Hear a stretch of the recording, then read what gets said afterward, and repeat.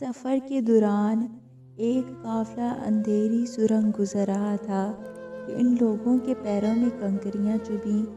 کچھ لوگوں نے اس خیال سے کنکریاں اٹھائیں کہ یہ کسی اور کے پیروں میں نہ چبھ جائیں اور نیکی کی خاطر اٹھا کر جیب میں رکھ لیں۔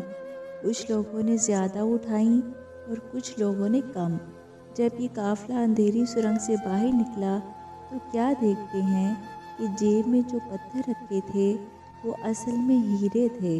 جنہوں نے کم اٹھائے تھے وہ پچھتانے لگے کہ زیادہ کیوں نہ اٹھائے، اور جنہوں نے نہیں اٹھائے اور وہ بھی پچھتانے لگے۔ دنیا میں بھی زندگی کی مثال اس اندھیری سرنگ جیسی ہے، اور نیکیوں کی مثال یہاں کنکریوں کی مانند ہے۔